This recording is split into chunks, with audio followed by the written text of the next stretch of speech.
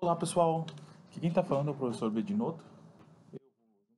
Hoje vou mostrar a parte de mecânica que irá cair na prova da URGS em 2018. Mas antes disso eu gostaria de mostrar para vocês nossas redes sociais, o curso Vaga Certa, onde vocês podem nos acompanhar nossos resumos, acompanhar nossos comentários de provas gerais que nós fizemos de todas as provas. Pode ser pelo Facebook, Curso Vaga Certa, YouTube, Curso Vaga Certa, no Instagram, Curso Vaga Certa, no Twitter, Curso Vaga Certa, ou até mesmo se você queira mandar um e-mail, alguma sugestão, crítica, pode enviar para nós através do cursovagacerta@gmail.com. Vamos lá então.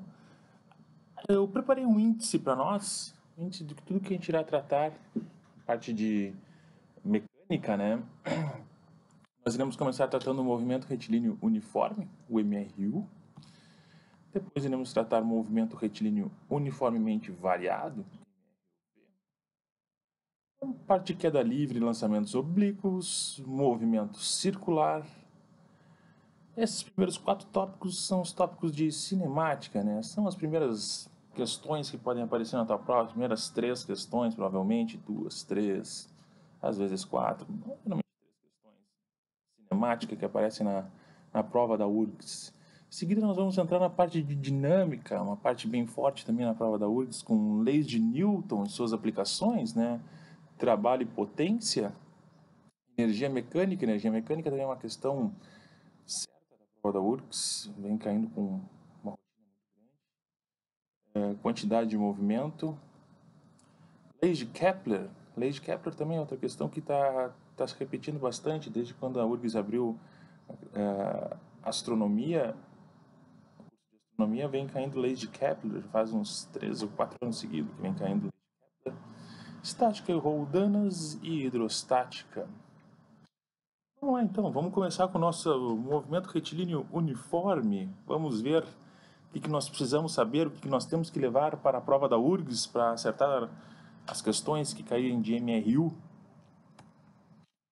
Movimento retilíneo uniforme, temos que lembrar o quê? Temos que lembrar que o movimento retilíneo uniforme falou em MRU, falou em velocidade constante. A velocidade é sempre constante, nunca muda a nossa velocidade. Velocidade sempre constante e a aceleração é nula. São 2 fatores que você precisa levar para a prova.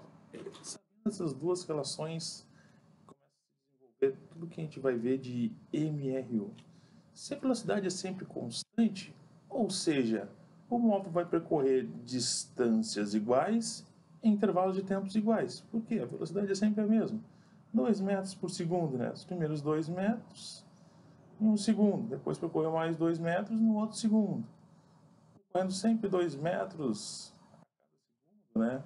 Ou seja, percorre distâncias iguais em intervalos de tempos iguais. Daí vem a nossa fórmula. Velocidade é igual à variação da distância. O que é a variação da distância? A distância final menos a inicial dividido pela variação do tempo. É o tempo final menos o nosso tempo inicial, né? Falar em velocidade e velocidade média no MRU é a mesma coisa, claro, que é sempre a mesma, ela é constante. Temos a equação da posição, que nada mais é do que essa mesma equação, né? Isolando D, distância igual a distância inicial, mais V vezes T. Velocidade média, né? Metros por segundo, distância sempre em metros, tempo sempre em segundos, né? Algo que nós não podemos esquecer é a nossa transformação. Passar de metros por segundo para quilômetros por hora e de quilômetros por hora para metros por segundo, a URGS costuma cobrar, né? Essas relações, essas mudanças assim, de um para o outro, né? Nada muito complexo. De metros por segundo para quilômetros por hora, basta multiplicar por 3,6. De quilômetros por hora para metros por segundo, dividimos por 3,6, né? Como ficam nossos gráficos? Os gráficos de MRU, né? Gráfico de distância pelo tempo. Vamos pensar antes de mostrar o gráfico, né? Distância pelo tempo, né? O que nós temos aqui? Temos nada mais, nada menos do que uma equação de primeiro grau, né? Como se fosse AX, né? O AV, X, né? o t, mais b, o b sendo a distância inicial, né? Uma equação de primeiro grau, que vocês viram lá na matemática, né? Como vocês podem ver, quando for positivo, né? For positivo aqui vai ser crescente. Vai ser que a nossa velocidade é crescente. Quando for negativo vai ser decrescente. É o que nós temos aqui. Distância inicial, né? Termo independente. V positivo, crescente. V negativo, ele é decrescente, né? Velocidade pelo tempo, né? Bem, se a velocidade é uma constante, né? Velocidade é constante, como é que funciona como é que fica uma função constante, né? Função constante é uma função que ela é sempre a mesma. Sempre, linha reta. Nós vimos lá na matemática, né? Uma reta. V pelo T, né? A área que se forma aqui, essa área é a variação da nossa distância. Esse é o resumo de MRU. Vamos ver como isso cai na prova da URGS? Vamos ver o exercício da URGS? Como a URGS cobrou? Questão de 2001, prova da URGS de MRU. O automóvel A faz o percurso de ida e volta sobre o mesmo trecho de 20 km de uma rodovia. Na ida, sua velocidade média é de 60 km por hora e na volta, sua velocidade média é de 40 km por hora, sendo TA um intervalo de tempo para completar a viagem. Beleza, essas são as informações de TA. Outro móvel B faz o mesmo percurso, mas vai e volta com a mesma velocidade média, 50 km por hora, completando a viagem no intervalo de tempo TB. Qual a razão entre TA e TB? Entre os citados intervalos de tempo. Beleza, temos que saber primeiro o nosso TA, depois temos que saber o nosso TB e dividir eles. Bem, TA, como é que a gente vai saber TA? TA nada mais é do que o nosso tempo inicial, né, o tempo de ida, mais nosso tempo de volta. Como é que a gente calcula o tempo? A gente usa a nossa única fórmula que nós temos no MRU, né? Velocidade média é distância sobre o tempo, isola o tempo, né? Distância sobre velocidade média inicial, né? Mais distância sobre velocidade média final, né? A distância é de 20 km dividido por 60 km por hora inicial, mais 20 sobre 40, 5 sobre 6. E para achar TB, é a mesma coisa, só que agora muda, porque tanto na ida quanto na volta são 50 km, né? 20 é a distância, dividido por 50, que é a velocidade na ida, que se mantém a mesma velocidade na volta, né? 20 sobre 50, 4 sobre 5, 4 quintos. TA sobre TB, basta a gente dividir, o que a gente achou em TA dividido por TB. 5 sobre 6 dividido por 4 sobre 5, né? Divisão entre frações, conserva a primeira, multiplica pelo inverso. Primeira multiplica pelo inverso da segunda, fica 25 sobre 24. Gabarito, letra B. Tranquilo. Essa foi a questão que caiu de MRU na prova da URGS 2001. Agora vamos ver MRUV. O que nós temos que lembrar de MRUV? MRUV, a aceleração é sempre constante. Lembre, no MRU a gente não tinha aceleração. A aceleração valia zero. Agora aqui não. Nós temos uma aceleração sempre constante e sempre diferente de zero. Variação de velocidades iguais por intervalo de tempos iguais. O que acontece? Estamos variando nossa velocidade. Se nós temos uma aceleração de 2 metros por segundo ao quadrado, por exemplo, o móvel sai velocidade igual a zero, inicia o movimento com velocidade igual a zero, nos primeiros segundos ele vai percorrer 2 metros por segundo, sua velocidade. No segundo segundo vai ser 4 metros por segundo. No terceiro segundo, 6 metros por segundo. Ele está variando sua velocidade igualmente durante seus intervalos de tempos iguais. Bem, se ele varia a velocidade em intervalos de tempos iguais, como é que fica a forma da nossa aceleração? vem da nossa definição, da definição que nós temos que saber de mRUV. Aceleração igual a variação da velocidade, velocidade final menos a inicial, dividido pela variação do tempo. Justamente das definições. A sempre vai ser constante, sempre da variação da velocidade sobre a variação do tempo, né? Olha só. Se A é sempre constante, né? A é sempre constante, a nossa aceleração, né? Quando for positiva, vai sempre ser uma reta constante, dessa maneira. Nossa aceleração, quando for negativa, vai sempre ser dessa maneira, para baixo do eixo Y, né? No caso do eixo T aqui, mostrando que o A é negativo, né? Sempre vai ter essa cara de constante, né? A área que vai determinar aqui entre a aceleração e o tempo, essa área será formada, nada mais é do que a nossa variação da nossa velocidade. Função horária da velocidade, né? V igual a VO mais A vezes T. Que nada mais é do que isolar o V, né? Teremos V igual a VO mais A vezes T. Nossa função horária. Como era que a gente viu antes também? É uma função de primeiro grau, né? AX mais B, né? B é o termo independente, onde começa a nossa reta, né? Função de primeiro grau, sempre uma reta. Quando A for positivo, ela é crescente. Quando A for negativo, ela vai ser decrescente. Exatamente, está aqui ela. Ó.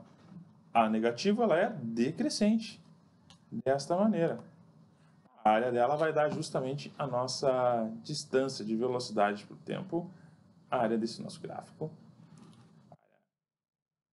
Por exemplo, nessa parte aqui ou nessa parte aqui, é a distância que o móvel percorreu. Função horária da posição. Podemos calcular de duas maneiras. Ou a variação da distância igual à velocidade média vezes o tempo, né? Ou a gente calcula assim, distância é igual a distância inicial, mais v velocidade inicial vezes o tempo, mais AT ao quadrado sobre 2. Então, essas duas maneiras que a gente pode calcular elas. Né? Como é que fica o nosso gráfico? Né? Olha só. Agora, o que nós temos aqui? Temos uma equação de segundo grau. Ó, AX ao quadrado. Ó. AX ao quadrado mais BX. Consegue ver? Estão tudo em função de T. Tudo em função de T. E o nosso DO é o nosso termo independente. Então, quando o A for positivo, né, a aceleração for positiva, o A da nossa função também lá de segundo grau, né, vai ser uma parábola crescente, com cavidade voltada para cima. Exatamente. Distância, né, que a gente pode escrever como S também, algumas vezes aparece como S, de space, para cima, quando o A for positivo, com cavidade voltada para cima. E quando o A for negativo, lá na matemática, né, a gente vê, vai ser com concavidade voltada para baixo, aceleração negativa.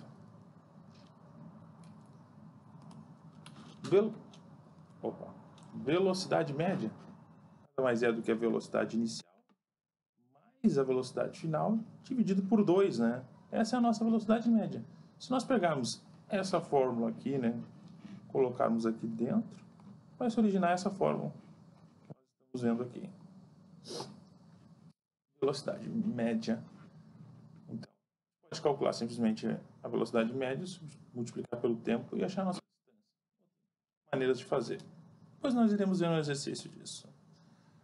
Equação de Torricelli, né? A equação de Torricelli cai quando a gente utiliza ela, quando nós não dependemos do tempo. Não há tempo, nós queremos saber a velocidade, ou queremos saber uma distância, não temos o tempo, nós usamos a equação de Torricelli. V ao quadrado igual a VO ao quadrado mais 2A vezes ΔT, variação da nossa distância.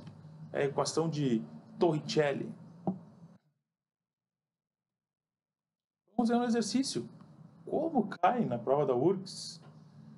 Na prova da URGS de 2003. Olha aí. Um automóvel que trafega com velocidade de 5 metros por segundo em uma estrada reta e horizontal acelera uniformemente, aumentando sua velocidade para 25 metros por segundo, em 5,2 segundos. Que distância percorre o automóvel durante esse intervalo de tempo? Temos duas maneiras de fazer. Primeiro modo de fazer. A gente calcula a velocidade média, né? Depois a gente acha a distância. Velocidade média. É a velocidade inicial mais a final dividido por 2, né? A velocidade inicial foi dado que é 5, a velocidade final 25, dividido por 2, uma média aritmética, 15 metros por segundo. Variação da distância. A variação da distância, né, é igual à velocidade média vezes o tempo. Já temos que ela é 15 vezes 5,2, né, que é o nosso tempo. Isso já dá a nossa resposta, 78 metros. Professor, tem outra maneira de fazer? Tem sim. Olha só. Podemos primeiro achar a nossa aceleração, né? Achar a aceleração. Simples também. É a variação da velocidade. 25 menos 5 dividido por 5,2. Isso que dá aproximadamente 3,84 metros por segundo ao quadrado, né? Sabendo a nossa aceleração, nós podemos substituir na forma da distância, que é uma oriunda da outra, né? Distância igual a distância inicial mais VO vezes T até o quadrado sobre 2, né? Distância inicial é 0, 5 vezes 5,2 mais 3,84 vezes 5,2 ao quadrado, dividido por 2. Resposta dá também 78. Na verdade, está bem próximo de 78 aqui, né? Não é certo esse número aqui, dá 3, dá uma dízima periódica.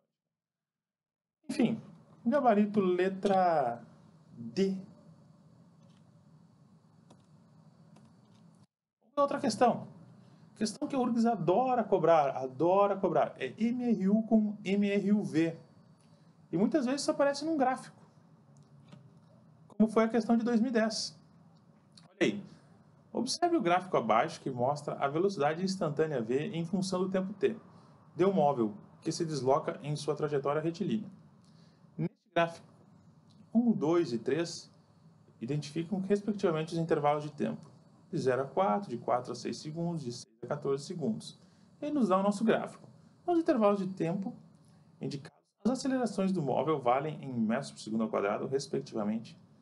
Vamos analisar cada um dos casos, né? Vamos analisar o nosso primeiro caso. Tem uma velocidade variando. Bem, nesse nosso primeiro caso aqui, né, temos uma velocidade variando. Se temos uma velocidade variando, estamos falando de MRUV. Temos aceleração. Ótimo. Aceleração, variação da velocidade sobre a variação do tempo. 40, né, que é a nossa velocidade final, menos 0, dividido por 4, menos 0, né, nosso tempo. 10 metros por segundo. Com isso, a gente só fica com a letra B e com a letra C. Sabemos que a primeira tem uma aceleração de 10 metros por segundo ao quadrado, né? Segundo caso, olha o nosso segundo caso.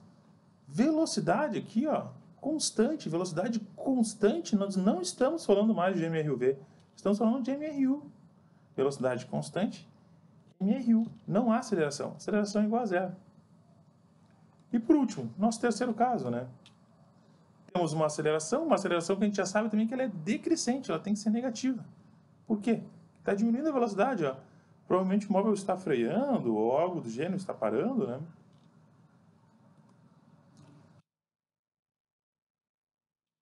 Vai ser a final, que é 0, né? Quando ele chegou a 0, velocidade 0, menos a inicial, que é 40, dividido pelo tempo final, 14, menos 6.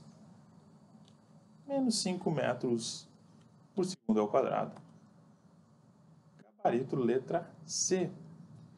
A URGS adora juntar MRU com MRUV. Sabendo os conceitos deles dois, fica muito fácil, fica bem tranquila a questão de nós podermos resolver as questões. 3. Movimento de queda livre, MQL, e lançamento oblíquo, né? O que nós iremos ver neles? Queda livre. Toda vez que falar em queda livre, vai ser dado no enunciado que é desprezado a resistência que o ar oferece sobre o móvel. Sobre o movimento, desculpa. será desprezado totalmente. Além disso, vai respeitar as mesmas características que a gente viu no MRUV.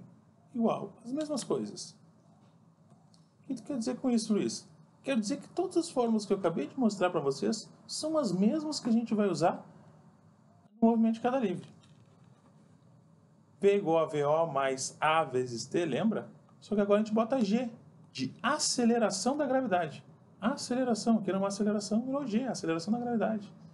Que era G, ó, aceleração da gravidade. E H de altura agora. Não mais de D de distância, mas é a mesma coisa, altura, distância que percorreu o objeto, mesma relação, mesmas coisas. Bem, temos dois tipos, né? Quando ele é acelerado, quando é para baixo, tem a ajuda da aceleração, né? Ou quando ele é para cima, quando é um lançamento vertical, né, para cima, que daí o movimento é retardado, vai diminuindo a aceleração, né? Não temos a ajuda da aceleração. Toda vez que for para baixo, o nosso G, que nós iremos substituir aqui na nossa fórmula, ele é positivo. Por quê? Porque tem a nossa ajuda da aceleração. G positivo, né? Toda vez que ele for subindo, o G é negativo. A gente vai desacelerando. Lembra, a gravidade puxa nós para o centro da Terra, né? Os objetos para o centro da Terra. Então, nós irá desacelerar o nosso objeto. Ou seja, iremos substituir aqui na fórmula, né? Menos 9,8 ou menos 10, né? Menos aqui, tudo irá ficar negativo quando for para cima o lançamento. Lançamentos oblíquos, né? Lançamento quando for oblíquo, a gente pode ver, a gente pode decompor em duas. Decomposição de vetores. Em V de Y e V de X, né? Decomposição de vetores. Lembre, tanto no lançamento oblíquo quanto no queda livre, o ponto mais alto, o ponto que ele atingiu, máxima altura, né? Sempre a nossa velocidade vai ser zero. Sempre nossa velocidade vai ser zero no ponto mais alto. Nesse caso, quando a nossa velocidade for zero no ponto mais alto, nós teremos somente V de x, né? V de x. Não se esqueça, quando for na horizontal, parte de x, né?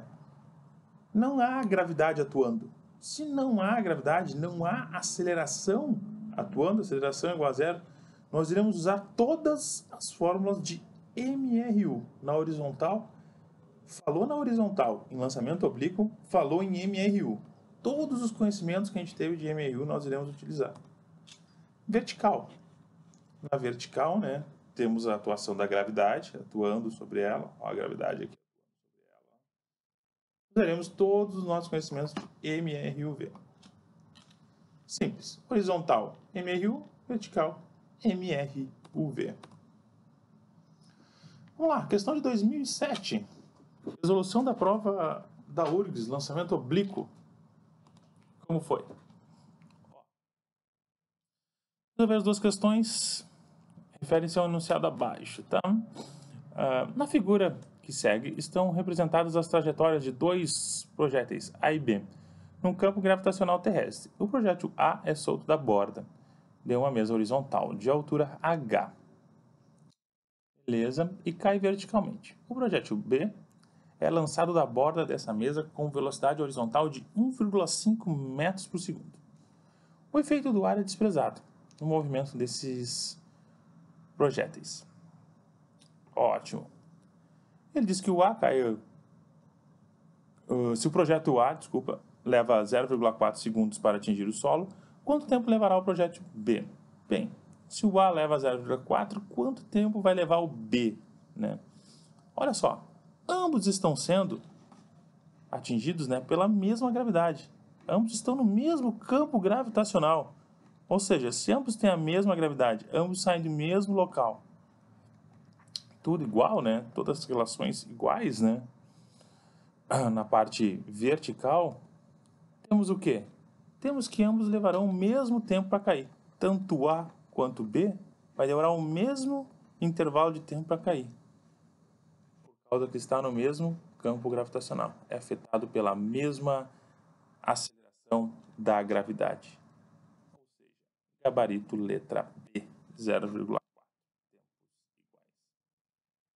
Questão 27. Qual será o valor do alcance de x do projétil B? Bem, projétil B, né? X, falou em x horizontal, MRU. Todas as fórmulas que a gente teve de MRU, a gente utiliza essa parte horizontal, né? Já me deu que a nossa velocidade é 1,5 metros por segundo, né? Temos o tempo, que é 0,4. Velocidade igual a distância sobre o tempo. Basta isolar a distância, né? Temos aqui, ó, distância horizontal, MRU, distância igual a V vezes T. 1,5 vezes 0,4, 0,6 metros. Gabarito letra C. Beleza? Tranquilo? Vamos falar agora de movimento circular uniforme, o nosso MCU, né? O que nós temos no MCU? Que nossa partícula irá percorrer distâncias iguais, intervalos de tempos iguais. Só que tudo isso irá acontecer num movimento circular, em arcos circulares, né, de circunferência. Antes disso, nós temos que ter alguns conhecimentos do movimento circular. Período. O que é período? Período é o tempo que a gente gasta para percorrer uma volta, sempre em segundos. Frequência é o número de voltas por unidade de tempo, hertz. Período. Tempo sobre o número de voltas, é a definição. Da definição vem a fórmula dele. Frequência, né? É o inverso, número de voltas sobre o tempo. Justamente um é o inverso do outro, ó. Período é um sobre frequência, frequência é um sobre período. Um é o inverso do outro, né? Velocidade linear, né? Ou tangencial, como é chamado, né? É a distância que percorrida numa volta pelo tempo que ela gasta. É a distância que demora para completar uma volta. Toda a distância que é feita no movimento circular para completar uma volta. Né? Bem, distância do movimento circular para completar uma volta. Vamos pensar. Velocidade é distância sobre tempo, né? Distância para completar uma volta nada mais é do que a nossa circunferência. Circunferência na matemática é 2πr. 2πr dividido pelo tempo gasto para completar uma volta, né? Nada mais é que o nosso período, né? 2πr sobre período, ou a gente pode dizer, já que um é o inverso do outro, né? 2πr vezes a nossa frequência. Velocidade angular, né? É o ângulo total para completar uma volta, né? Ângulo que a gente utiliza para completar a volta. Bem, velocidade angular, né? Ângulo para completar 360 graus, né? 2πr, né? 2π, desculpa, é igual a 360 graus, né? Na matemática a gente vê isso. Ou seja, ângulo 2π sobre o tempo gasto para completar essa volta, nosso período. 2π vezes a frequência. A frequência é dada a nossa velocidade angular. Não se esqueça da nossa... Podemos trocar de unidades, né? Passar de RPM para Hertz. Muitas vezes é dado as questões em RPM, algumas vezes é dado em RPM. A gente tem que passar para Hertz. Basta dividir por 60 ou multiplicar por 60. Lembra, RPM, rotações por minuto, né? Hertz. Hertz é 1 sobre segundo, né? Por isso que a gente divide por 60, por isso que a gente multiplica por 60. A aceleração centrípeta. O que é a nossa aceleração centrípeta, né? Ela vai ser sempre perpendicular à nossa velocidade linear. E a aceleração que puxa para o centro do movimento, né? O centro da nossa circunferência. Ela é dada por v ao quadrado dividido pelo nosso r, nosso raio.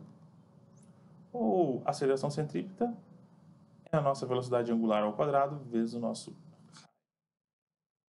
Ela descreve esse desenho, né? Velocidade sempre perpendicular à aceleração centrípeta, né? Para o centro. Por isso que quando ocorre algum tipo de acidente do carro, ou algo do gênero, né?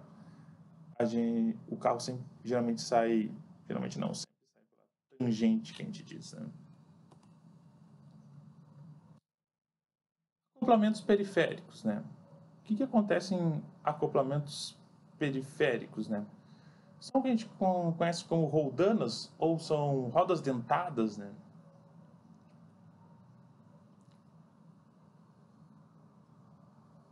Nossas correias, rodas dentadas. Temos esse nosso exemplo que eu coloquei aqui, dela.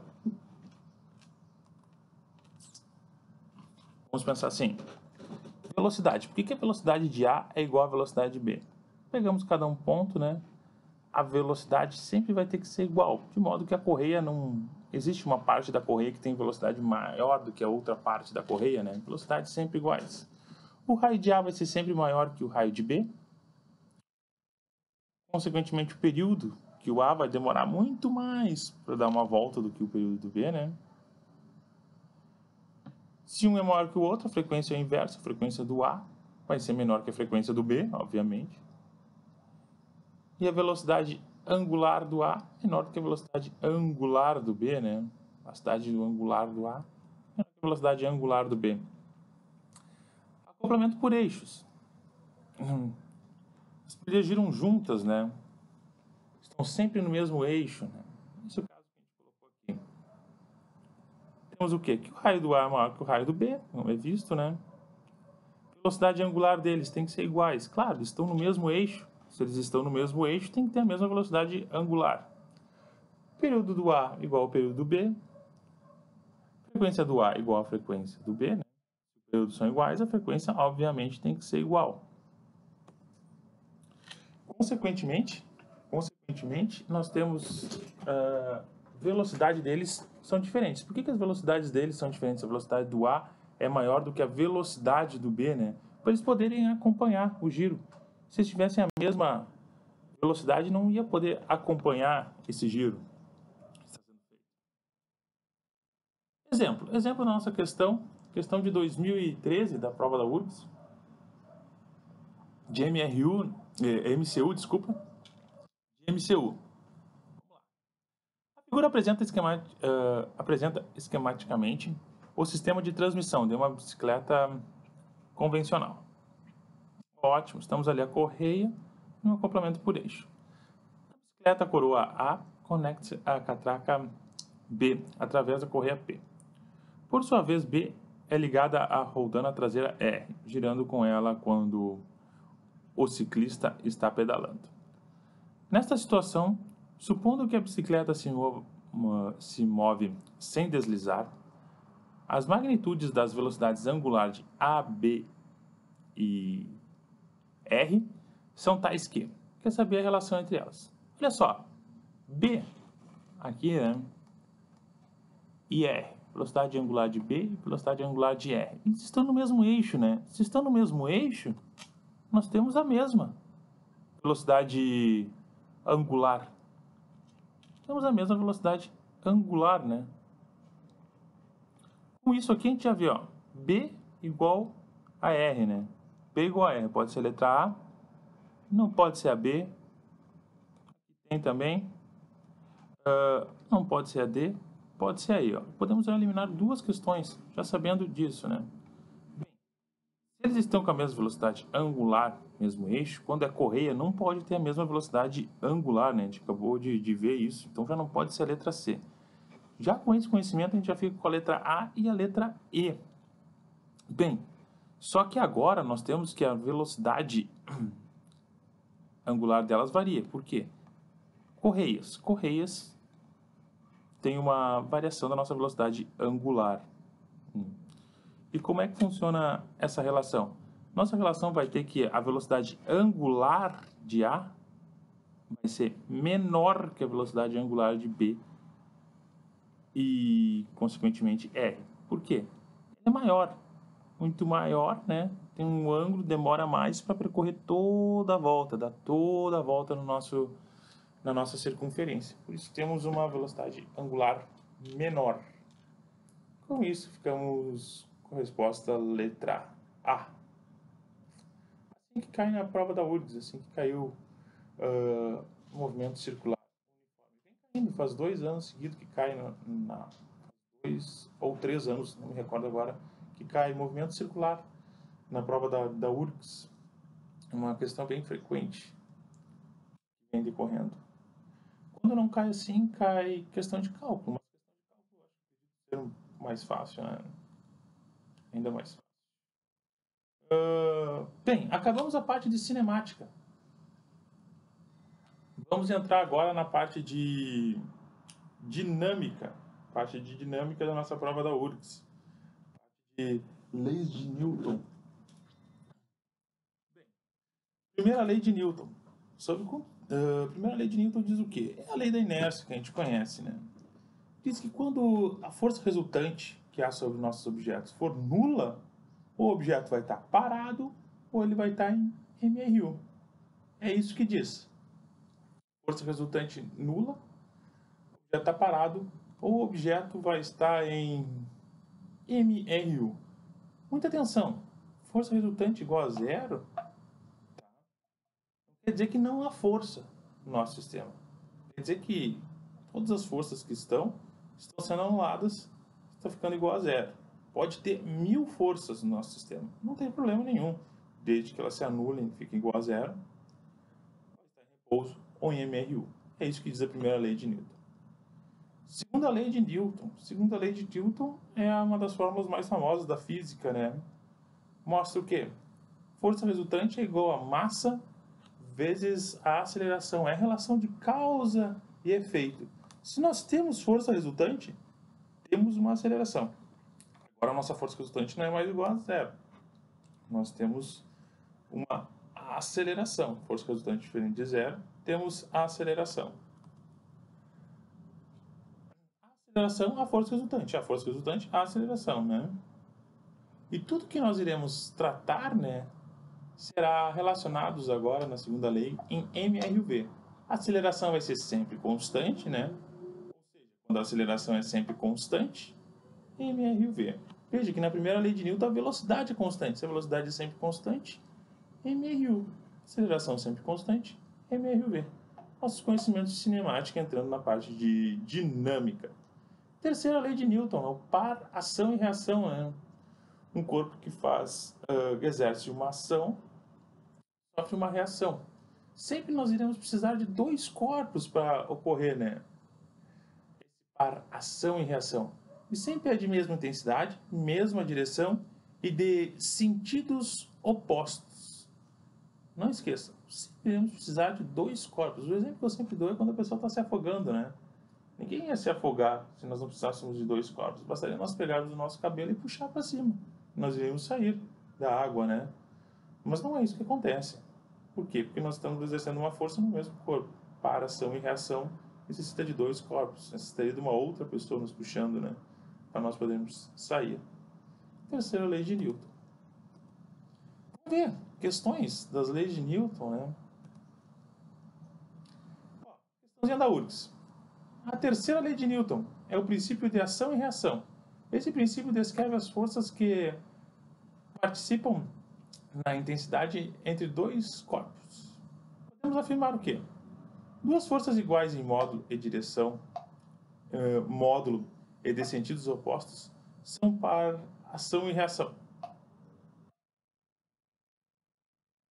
Não. Duas forças iguais em módulo e sentidos opostos são forças de ação e reação. Não, não são forças de ação e reação. Mesmo direção e sentidos opostos, né? B. Enquanto a ação está aplicando num dos corpos, a reação está sendo aplicada em outro corpo. A gente acabou de falar isso, né? Resposta à nossa letra B, em total relação. A ação é aplicada num corpo, a reação é aplicada em outro corpo. C. A ação é maior que a reação. Não, sempre mesma intensidade, mesma direção e sentidos opostos, né? Nunca uma é maior do que a outra, nem a ação nem a reação. A ação e a reação estão aplicados no mesmo corpo, sempre em corpos diferentes. Acabamos de falar isso também. E a reação a reação em alguns casos pode ser maior do que a ação. Nunca vai ser maior, nunca, sempre são iguais. Outra questão que nós temos, né, que é a questão de leis de Newton. Analisar. O movimento retilíneo e uniforme é consequência da aplicação de uma força constante sobre o corpo que se move. Nós temos força, nós estamos falando em MRUV, não em MRU. Força resultante igual a zero. Letra A não pode ser. B. A lei da inércia prevê a existência de referenciais inertes absolutos em repouso, como é o caso do centro da nossa galáxia. Não, podemos estar em MRU, não necessariamente em repouso. Repouso é um dos casos, mas pode ser também em MRU. T. Para toda ação existente, uma reação correspondente. Sendo o exemplo dessa circunstância a força normal, que é a reação à força-peso sobre objetos apoiados em superfícies planas. Negativo. A força normal não é para ação e reação da força-peso.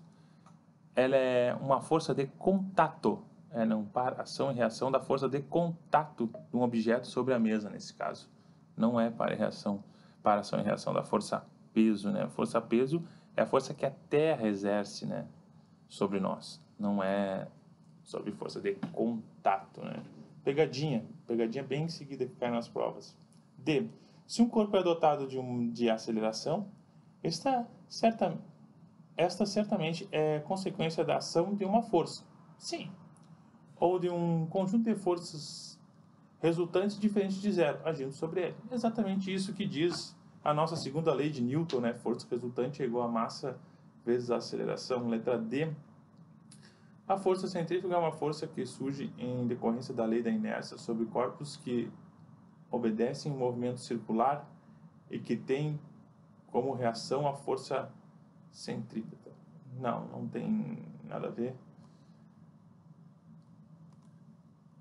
Isso são as leis de Newton, né? Agora temos as explicações das forças notáveis das leis de Newton. Força-peso, como eu acabei de falar, é a força que a Terra, o astro, faz para nos atrair, né? É relação peso é igual a massa vezes a gravidade, né? Força é igual a massa vezes a aceleração, mesma coisa, né? Força-peso é igual a massa vezes a nossa gravidade. Ela sempre vai ser uma força que tem a direção vertical, né? E o sentido vai ser sempre para baixo, nos puxando para o centro da Terra. Força normal, né? É a força de contato nos objetos, né? Toda vez que a gente tem um objeto sobre alguma coisa, ou, por exemplo, um quadro encostado numa parede, então está havendo uma força normal, que ela é sempre perpendicular à superfície de apoio. Olha aí, sempre perpendicular à nossa superfície de apoio, força normal. Força elástica, né, também conhecido como lei de Hooke, né? Conforme a gente comprime a nossa mola, né, há uma compressão da nossa mola, a gente está tendo uma maior força, né? Força elástica é dada pela constante da mola vezes a nossa compressão da mola. Temos o nosso gráfico, né? Uma constante também, uma equação de primeiro grau.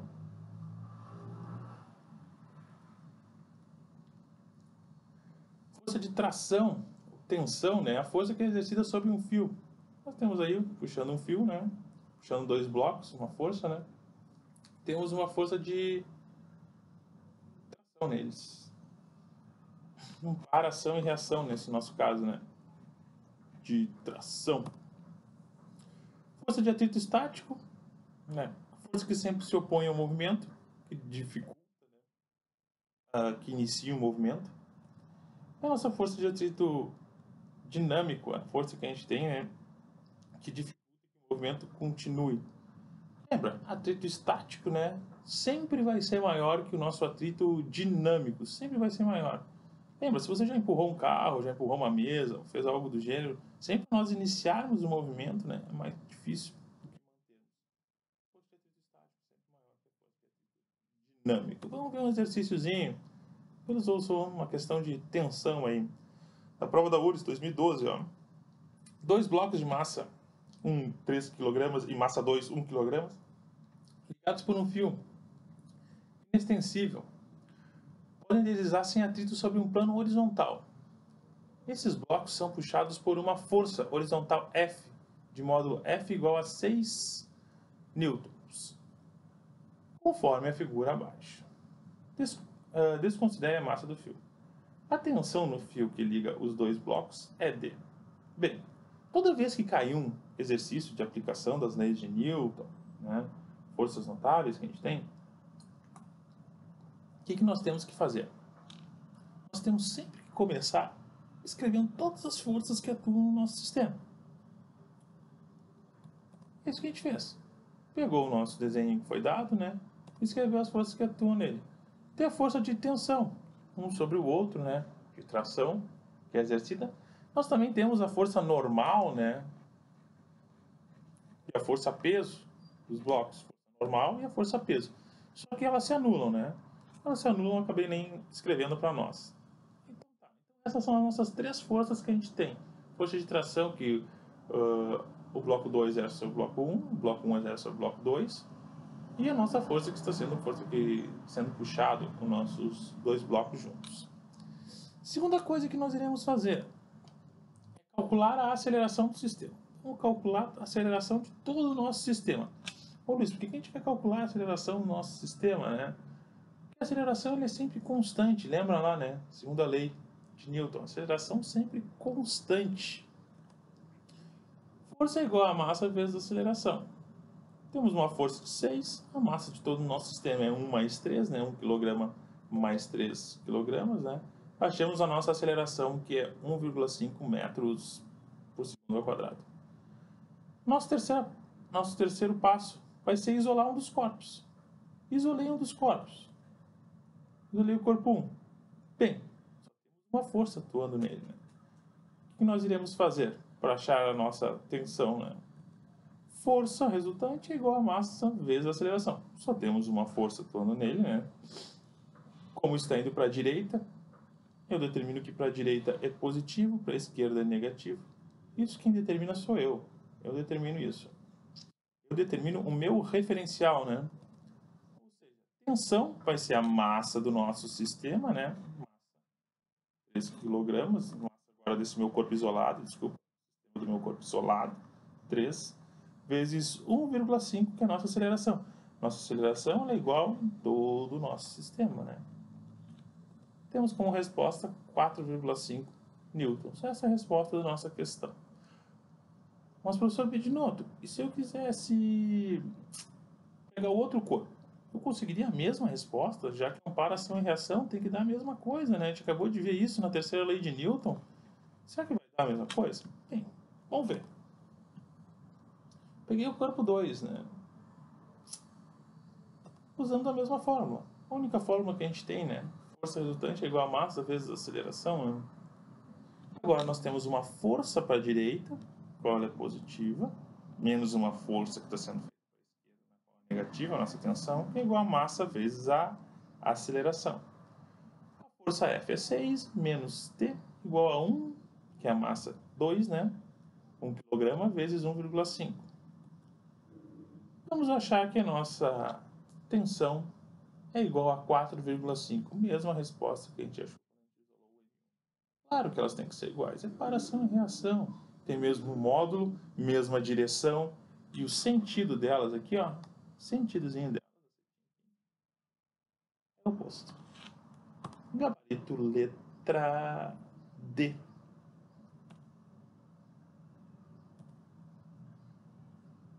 Trabalho e potência. Toda vez que nós falamos em trabalho, estamos falando de energia, né? Que nada mais é trabalho do que a força que eu realizo na direção de um deslocamento, do deslocamento de algum objeto, de algum projétil, qualquer, algo do gênero, né? Essa definição de trabalho. Trabalho é força vezes deslocamento vezes o nosso cosseno do ângulo. Bem, quando nós iremos ter um trabalho positivo? Quando a força e o deslocamento quando a força e deslocamento vão estar no mesmo sentido. No nosso caso aí, força e deslocamento no mesmo sentido, temos um trabalho positivo. Também dito como trabalho motor. Falar trabalho positivo é a mesma coisa de falar trabalho motor. Vamos ter um trabalho negativo, quando for ao contrário. A força e o deslocamento em sentidos opostos, né? Aí, ó, temos sentidos opostos, né? Direções opostas. temos o nosso trabalho negativo. Também conhecido como trabalho resistente, né? Trabalho menor do que zero. E quando é que o nosso trabalho é nulo, né? Nosso trabalho vai ser nulo quando for formar um ângulo perpendicular entre força e deslocamento, né?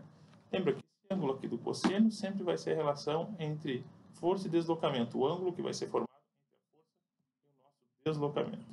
Vai ser um trabalho igual a zero. Cosseno de 90 é zero, né? Justamente por isso que o nosso trabalho é igual a zero. A unidade de trabalho sempre vai ser em joules. Gráfico de força por deslocamento, né? O gráfico de força por deslocamento vai nos dar uma área. Essa área do gráfico de força por deslocamento corresponde ao nosso trabalho. Se ele der um gráfico de força por deslocamento, basta a gente calcular a área. Nesse caso é um retângulo, né? Podia ser sei lá, um triângulo, um trapézio que cai bastante também, né? Que aparece bastante. Basta a gente calcular a nossa área que nós iremos ter do nosso trabalho. O que é potência? Potência é a rapidez com que ocorre e realiza trabalho, né? Nada mais é do que a energia, né? Nosso trabalho sobre o tempo. Rapidez com que ocorre, nossa energia, nosso trabalho sobre o nosso tempo. Ou pode ser força vezes velocidade, né? Trabalho é força vezes deslocamento, né? Temos uma força vezes deslocamento, deslocamento dividido pelo tempo, nada mais é do que a nossa velocidade. Por isso que ficamos com potência é força vezes velocidade. A unidade que a gente utiliza para a potência é sempre em watts.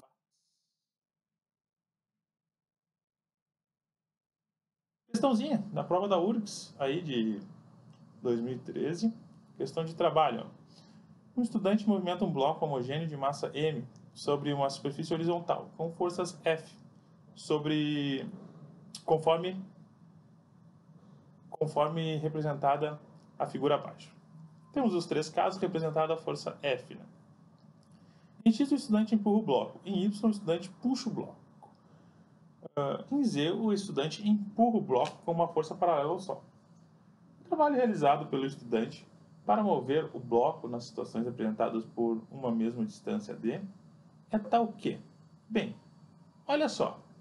Temos o nosso caso Z aqui, né? Não temos apenas a nossa força aqui, né? Temos um ângulo aqui, que está ocorrendo a força e o deslocamento, né? Zero, nosso cosseno aqui, né? No caso, esse Z ele é zero, ou seja, temos um trabalho máximo ocorrendo no caso Z. Trabalho máximo ocorrendo no caso Z. Se o trabalho é máximo, a gente já pode ver que o Z vai ser o nosso maior, né? O trabalho Z é o nosso trabalho maior. E os nossos outros dois casos? Bem, nos outros dois casos vamos fazer a decomposição dos vetores, né? Decompus eles. Esse aqui indo para a direita, para baixo, né? Por quê? Porque está vindo justamente neste ângulo, está puxando, né? Está empurrando, né? Contrário. Saindo deste nosso f de x, né? O que nos interessa é apenas esses dois vetores, né? Por que apenas esses dois vetores, professor? Porque eu quero a direção que eles estão percorrendo com o deslocamento, né? Que está sendo perpendicular, a gente já viu que o nosso trabalho é zero. Esses aqui não temos interesse neles, né? Está formando um ângulo perpendicular. Bem, se eles estão no mesmo ângulo entre eles, né? Ambos têm o mesmo ângulo, ambos estão exercendo a mesma força. Mesma força, percorrendo a mesma distância, estão realizando o mesmo trabalho. X e Y realizando o mesmo trabalho e Z realizando um trabalho maior, né? É isso que nós temos. A resposta que nós temos aqui é a letra B. O trabalho de Y e o trabalho de X são iguais, o trabalho de Z é maior. Letra B, questão de 2013, da prova da URGS. Nosso sétimo tópico, tópico de energia mecânica, né? Questão praticamente certa da prova da URGS de vocês. O que é energia? Toda vez que a gente fala em energia, nós estamos falando de trabalho, né? Energia nada mais é do que altera o movimento do nosso corpo. o corpo, né, que nós estamos trabalhando. E ela pode ser de dois tipos. Energia cinética, né? Energia cinética ou energia do movimento. Se o corpo tem velocidade, tem movimento, tem energia cinética. Energia cinética é massa vezes a velocidade ao quadrado dividido por 2. Essa é a forma da energia cinética. Energia potencial, nosso outro tipo, né? Temos dois tipos, um é energia cinética, outro é energia potencial. Energia potencial tem relação da posição do nosso corpo, onde o nosso corpo está. Ou seja, energia potencial gravitacional, né? Tem relação com a sua altura. Um referencial tem uma altura, nós temos uma energia potencial gravitacional. É dada por mg h, massa vezes a gravidade. Olha só, a massa é sempre constante, gravidade sempre constante. Ou seja, quanto maior a minha altura, maior a minha energia potencial gravitacional.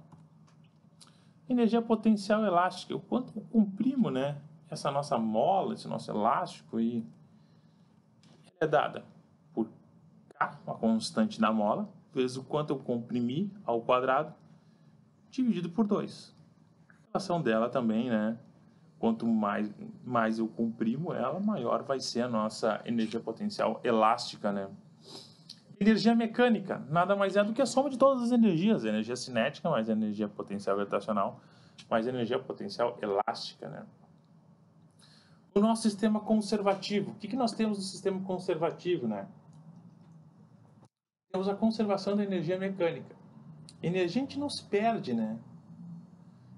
Não podemos perder energia. Ela é conservada. A energia mecânica inicial vai ser igual à energia mecânica final. Unidade de energia, assim como a de trabalho, que também é energia, sempre em joules. Vamos ter um exercício de energia. 2008.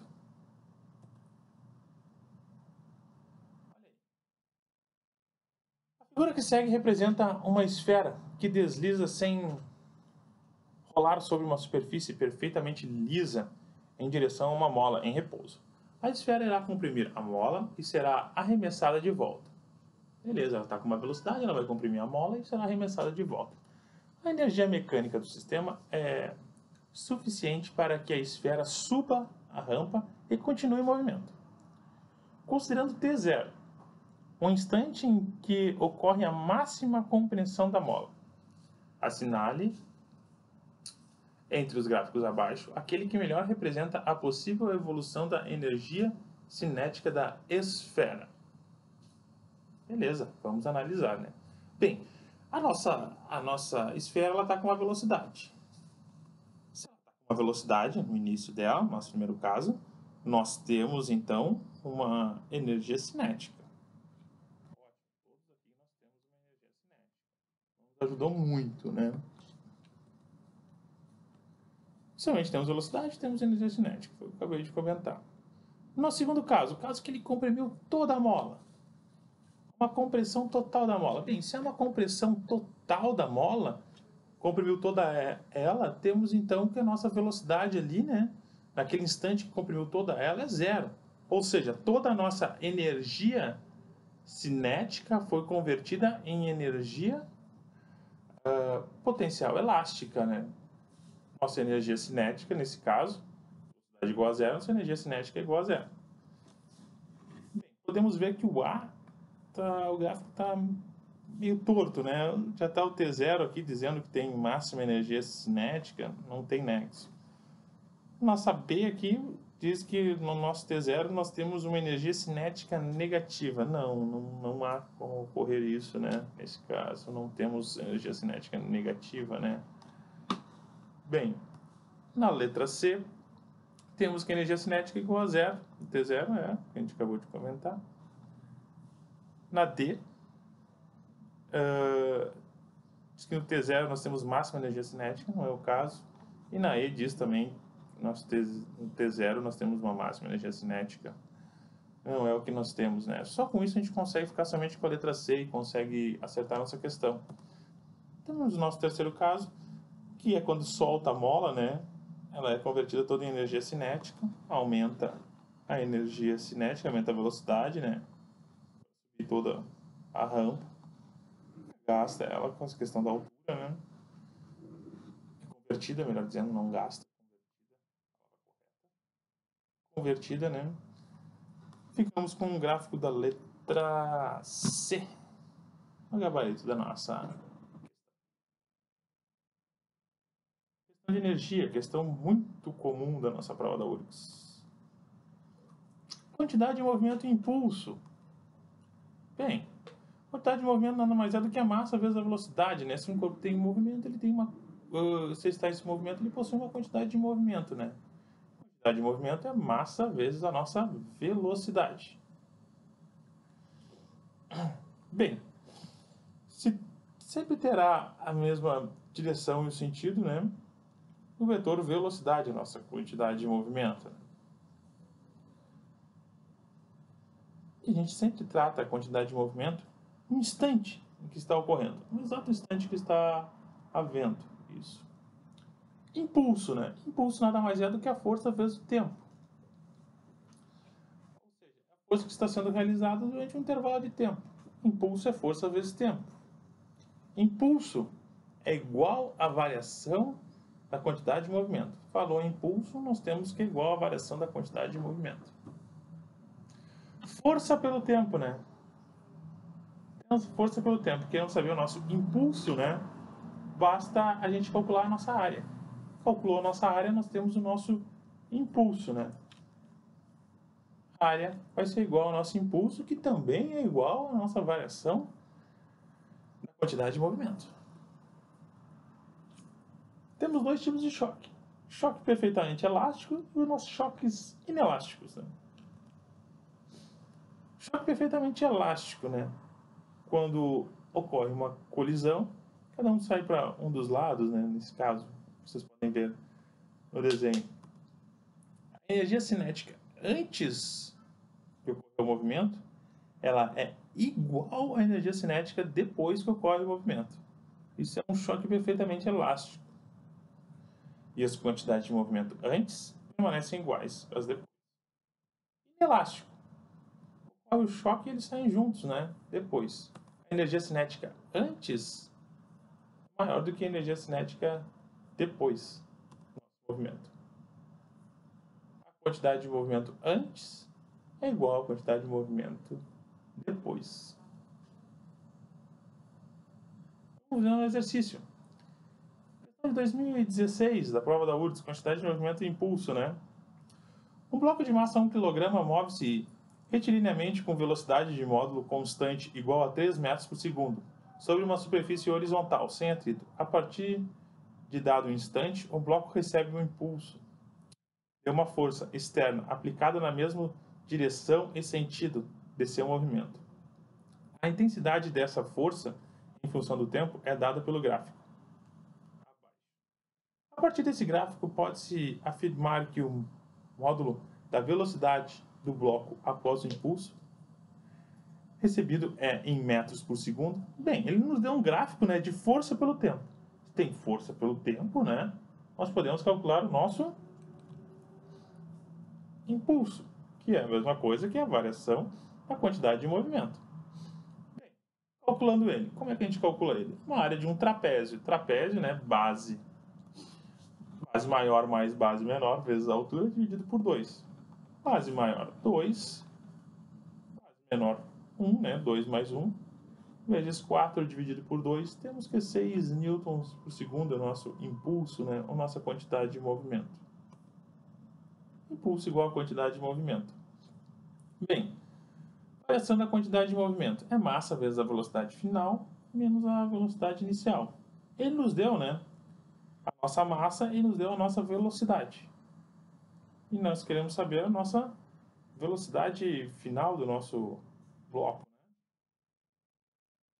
Ou seja, 6 vai ser igual a 1, que é a nossa massa, né? Vezes a velocidade final, menos 3. Nossa velocidade final vai ser igual a 9 metros por segundo. Gabarito letra E. Tranquilo? 9. assunto de leis de Kepler, também uma questão que vem recorrente na prova da URGS, né? Primeira lei de Kepler, lei das órbitas, né? O que diz? Que temos sempre órbitas elípticas, né, dos planetas, e o Sol ocupa um dos nossos focos, né? Sempre elípticas, e um dos nossos focos, né? Temos dois focos sempre na elipse. O Sol ocupa um dos nossos focos. Segunda lei de Kepler é a lei das áreas, né? Diz o que para nós? Diz que em tempos iguais os planetas giram áreas iguais. A área 1 é igual à área 2. Em tempos iguais, as áreas correspondentes às varreduras das áreas, quanto varreu de área, né, os planetas, é igual. É a mesma área. Tempos iguais, áreas iguais. A velocidade do planeta ela é maior no periélio. Periélio, parte mais próxima do Sol, tem uma velocidade maior aqui. Afélio, mais afastado, tem uma velocidade menor. A velocidade é maior no periélio do que no nosso afélio. Terceira lei de Kepler, lei dos períodos, diz o quê? Que o período ao quadrado é igual a uma constante, né, vezes o raio. O raio é a distância média, né, do planeta até o Sol. Raio ao cubo. Quanto maior for essa distância, né, do Sol e o planeta, maior vai ser o nosso período. Maior a nossa distância, maior tem que ser o nosso período para termos o nosso K, que é a nossa constante. Lei da gravitação universal, né, diz o seguinte, diz nada mais nada menos que força é igual a G, que é a nossa uma constante, 6,67 vezes 10 a menos 11. Não precisa decorar esse número, se for dado, vai ser dado. Tem relação direta com a massa, né? Quanto maior a massa, maior a força de atração um pelo outro, dividido pela distância ao quadrado. Essa é a força de atração entre os planetas, força de atração entre os satélites, Sol, que ocorre com a Terra ou qualquer outro planeta. Força igual a G vezes a massa do Sol, por exemplo, vezes a massa da Terra, dividido pela distância ao quadrado. Essa é a força que está ocorrendo entre o Sol e a Terra, por exemplo. Um exemplo, como cai na prova da URGS. URGS 2010, leis de Kepler. Sobre as três leis de Kepler, são feitas as seguintes afirmações. 1. A órbita de cada planeta é uma elipse com o Sol em um dos focos. Exatamente isso que a gente acabou de ver. Essa é a nossa primeira lei de Kepler. Exatamente. 2. Vamos ver. O segmento de reta que une cada planeta ao Sol varre áreas iguais em tempos iguais. Exatamente. Essa é a nossa segunda lei de Kepler. Áreas iguais em tempos iguais. O quadrado do período da órbita de cada planeta é diretamente proporcional ao cubo da distância média do planeta até o Sol. Isso. Essa é a nossa terceira lei de Kepler.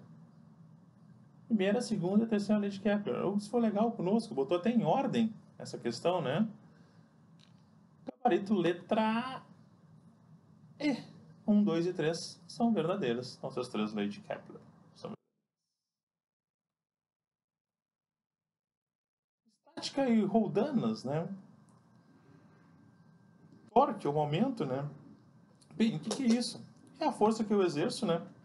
Para ocorrer uma rotação. Não mais do que isso. Ou seja, nosso momento, nosso torque é dado por força vezes deslocamento. Temos uma chave de boca para fazer um deslocamento, fazer um momento, né? Fazer uma rotação ali num parafuso que seja. Nós utilizamos esse sistema de torque, um momento, né? Quanto maior o nosso braço de alavanca, né? Mais facilmente eu consigo rotacionar a peça. Sim, todo mundo que já abriu um parafuso ou algo do gênero, né? Por exemplo, Já devem ter visto alguém que foi tirar o pneu de um carro, né? Geralmente ele usou um extensor, porque aumenta a minha distância, né? Fica mais fácil diminuir a minha força para ocorrer o nosso momento, para ocorrer a nossa rotação, que é o nosso momento, né? Roldanas fixas, né? O que acontece com nossas roldanas fixas? Roldanas fixas nada mais do que só inverte o sentido, né, da nossa força. A força que nós iremos aplicar continua sendo a mesma, mas só inverte o sentido. Tínhamos uma força para cima aqui, né, com a nossa roldana fixa, agora a gente posso fazer uma aplicação dessa força para baixo, mas a força continua sendo a mesma. Né? A força envoltora vai ser igual à nossa força da roldana. Roldana móvel. A roldana móvel não. Roldana móvel, há uma diminuição da minha força. Sempre ela vai ser diminuída pela metade. Sempre consigo diminuir essa minha força pela metade dela. Essa é a relação que a gente tem na nossa roldana móvel. Por exemplo, se aqui nós tivermos apenas o peso, né, da nossa massa aqui, tem uma roldana móvel que não está fixa, é diminuída pela metade. A motora, força resultante dividido por 2, dividido pela metade. Quando tivermos uma talhadeira, são várias roldanas juntos, né? Conforme a gente tem, quanto mais roldanas a gente tem, mais a gente vai dividindo elas pela metade, né? Ou seja, vai ser a nossa força resultante dividido por 2 na N. Que nada mais é dividido por 2, dividido por 2, dividido por 2, dividido por 2, sempre dividindo por 2, né? Diminuindo nossa força por 2, né? Por isso que é 2 na N. Fizeram uma formulazinha nesse sentido. Mas é colocar várias roldanas móveis e sempre dividindo por 2. Teremos a força que nós iremos aplicar, ser aplicadas. Vamos dar um exemplo. Como caiu na prova da URGS. A figura mostra um bloco B de massa 2 kg pendurado por uma corda leve que passa por uma roldana presa ao teto e depois é amarrada numa das extremidades da mola M, fixada no chão pela outra extremidade. Quando o sistema está em equilíbrio mecânico, o campo gravitacional terrestre, G igual a 10 metros por segundo, o módulo da força elástica é aproximado. Olha só, temos o que aqui? Temos a nossa figura, né? Nós temos uma roldana fixa. Roldana fixa, o que é? Não altera a força do nosso sistema. Bem, ou seja, temos uma força indo para baixo, né? Que é igual à força que a mola está sendo exercida sobre ela. Ela está presa, está em equilíbrio. Estando em equilíbrio, força resultante delas tem que ser igual. A força F do B, né, tem que ser igual a F da mola. Está em equilíbrio. Está em equilíbrio, tem que ser anular. Usa a nossa formulazinha das leis de Newton. Força igual a massa vezes a aceleração. 2 vezes 10, né? 20 newtons, né? 20 newtons é a força que está sendo exercida para baixo. Consequentemente, é a mesma força que a mola está exercendo para mantê-la em equilíbrio. Gabarito letra C. Questãozinha envolvendo várias matérias, né? Envolvendo leis de Newton, envolvendo roldanas, né? A URGS adora questões que envolvam mais do que uma matéria junto. Nosso último tópico de hidrostática, né? Vamos falar um pouco de hidrostática. Hidrostática é a pressão. Falar de pressão. Pressão é a força que eu exercito numa determinada superfície, numa determinada área, né? Pressão é a força, né, em newtons por área. Newton por metro quadrado nada mais é do que o nosso Pascal. Nossa relação de hidrostática. Também temos relação de densidade e massa específica. Densidade e massa específica é a razão entre a massa pelo volume, né, de ambas.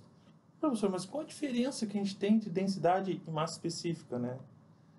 Densidade é sempre para todos os corpos. Todos os corpos têm densidade. Massa específica são substâncias. substâncias possuem massa específica. Como assim? Por exemplo, nós possuímos, seres humanos, né, possuem densidade. Por quê? Possuímos água, ferro, um monte de substâncias no nosso corpo, um monte de elementos, temos no nosso corpo cálcio, né? Então nós possuímos densidade. Nós falamos apenas de uma substância, como nós falamos, por exemplo, apenas de água. Água possui densidade. Possui densidade, mas também possui massa específica, é a mesma coisa. Massa específica é apenas para uma substância. Se nós falamos apenas de ferro, estamos falando da massa específica do ferro, ferro puro. Essa é a diferença entre elas. Conversão de gramas para quilogramas metro cúbico, multiplica por 1000 ou divide por 1000, né? Lei de Steven, o que ocorre? Bem, queremos saber a pressão que está sendo exercida num ponto A, né? A pressão que está sendo exercida num ponto A nada mais é do que a massa específica vezes a gravidade vezes a altura. A altura da coluna de fluido. A profundidade que ele está. Mais a nossa pressão atmosférica. Pressão atmosférica, a gente utiliza ela quando o nosso recipiente está aberto. Se o nosso recipiente estivesse fechado, nós iríamos desprezar a nossa pressão atmosférica. Princípio de Pascal, né? É a transmissão através dos dois lados, né, de pressão. Duas partes de fluidos, né? O que nós temos? Nós temos a pressão que é exercida no primeiro lado, né? E a pressão que é exercida do outro lado, no outro sentido, né? Pressão 1 vai ser igual à nossa pressão 2. Sempre isso vai ser utilizado em fluidos fechados, né? Ou seja, a força aplicada sobre a área 1 tem que ser igual à força 2 aplicada sobre a área 2. Seguindo os princípios que a gente acabou de ver de pressão, né? Se nós tivermos uma superfície. Esse é o princípio de Pascal. Empuxo, né? Não se esqueça, empuxo é uma força, né? Que tipo de força? É uma força que depende do volume do líquido deslocado. Empuxo nada mais é do que a nossa massa específica vezes a gravidade vezes a variação do volume do líquido deslocado. Quanto mais eu variar o volume do líquido deslocado, maior é o nosso empuxo. Nosso empuxo sempre vai ser com sentido para cima, né? Atuando em direção para cima. Nosso empuxo. Essa é a razão por que os navios boiam, por exemplo. Porque eles deslocam um volume de água muito grande. Tem um grande empuxo. Que eles não são atraídos para o centro da Terra, para baixo, através da força-peso. Temos os nossos três casos, né? Quando o empuxo for maior do que o peso, é o nosso caso do nosso navio, acabei de dizer, né? Temos que ele boia. Quando o peso for igual ao empuxo, fica parado, um ponto, né? Intermediário. E quando o nosso peso for maior que o nosso empuxo, peso maior que o nosso empuxo, vai para o nosso fundo do nosso tanque aqui no caso, né? Do nosso exemplo. Questão de 2012, de empuxo. Uma pedra se encontra completamente submersa e em repouso no fundo de um recipiente cheio de água. P e E são respectivamente os modos de peso da pedra e empuxo sobre ela. Com base nesses dados, é correto afirmar que o módulo da força aplicada pelo fundo do recipiente sobre a pedra é igual a... Ele quer saber o módulo da força aplicada do fundo do recipiente sobre a pedra. Desenhei aqui para nós nosso recipiente, a nossa pedra ali no fundo. Bem, temos a nossa força peso, né? E o nosso empuxo. Só que ele quer saber a força aplicada no fundo do recipiente sobre a pedra. Força no fundo do recipiente sobre a pedra nada mais é do que a nossa força normal. Força de contato do fundo do recipiente sobre a pedra. Nossa força normal que nós temos também no nosso sistema. A nossa pedra está parada, né? Força resultante igual a zero. Está parada, está em equilíbrio, né? Completamente parada. Ou seja, temos que a nossa força peso é igual ao empuxo mais a normal. Claro, estão em equilíbrio, está parado. Se eu somar o empuxo mais a normal, tem a nossa força peso. Não tem ele parado. Só que ele quer saber a força aplicada no fundo do recipiente. Ele quer saber a nossa força normal. Nossa força normal nada mais é, né, do que o peso menos o empuxo. Aí a nossa resposta. Resposta letra C. Resposta da nossa questão da prova da URGS de 2012. Tu vê, é uma questão de empuxo, mas ele que envolve um pouco de normal. Muitas vezes, em questões de empuxo, eles botam um cabo ou algo do gênero, já para envolver um pouco lá com as aplicações das leis de Newton, né, de tensão, do normal, como foi o caso dessa questão aqui agora. Outra questão, questão de pressão. 2012, ó, prova da URGS. Bem, na figura abaixo estão representadas em um corte lateral 3 recipientes de base circular, que foram preenchidos com o mesmo líquido até a altura H. As superfícies do líquido em cada recipiente estão submetidas à pressão atmosférica. Recipientes completamente diferentes, né? Mas o mesmo líquido, né? Então vamos ver o que acontece. Na figura P1, P2, P3, né, indica valores de pressão no fundo do recipiente. Ele quer saber os valores que estão no fundo do nosso recipiente. Nessa situação pode-se afirmar, veja bem, é o mesmo líquido em todos eles, né?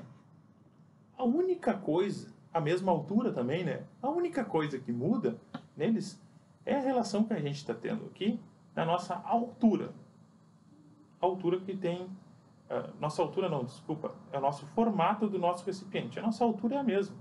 Como vocês podem ver, a nossa altura é igual a todos os nossos recipientes. O formato que muda é o formato do nosso recipiente. É justamente isso que eles queriam enganar vocês. Eles queriam mostrar que, mudou o formato do recipiente e vai mudar a pressão. Não, não, claro que não. A pressão depende única e exclusivamente da nossa altura. Se a altura é igual para todos, a pressão tem que ser igual para todos. Massa específica é constante, é a mesma igual para todos. Gravidade, estão no mesmo campo gravitacional, é igual para todos. Pressão, todos estão abertos, é igual para todos. Só a relação que a gente tem é a nossa altura. Todos os recipientes possuem a mesma altura, ou seja, todos têm a mesma pressão.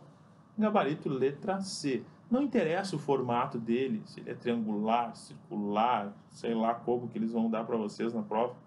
Não importa isso. O que importa é que a altura deles, a altura que eles estão pedindo. Tranquilo? Gurizada, acabamos a nossa revisão de mecânica aí com hidrostática e tudo mais. Espero que vocês tenham gostado. Espero que seja útil para vocês. Espero uma ótima prova que vocês possam fazer aí com bastante tranquilidade. Lembre de todos os conceitos, né? Muito mais importante do que lembrar das formas é lembrar dos conceitos físicos. A URGS gosta muito de conceitos físicos, gosta muito de teoria. Nós sempre estamos passando resumos e comentários, vamos com certeza passar os comentários da prova da URGS, né? Prova de física da URGS. Vocês podem nos acompanhar lá no Facebook, no YouTube. Vamos fazer um vídeos também comentando. No Instagram vamos postar as fotos das questões resolvidas, né? No Twitter. Se quiser deixar o nosso recado para nós no nosso e-mail, curso vagacerta@gmail.com. Fique à vontade, sigam-nos. Gostaria de agradecer, estamos com vocês. Acompanhe nós, ainda teremos mais aulões desses, né? Temos ainda mais 2 partes minhas, mais a parte do professor Veloso, que será divulgada em breve. E um forte abraço, tudo de bom, tchau.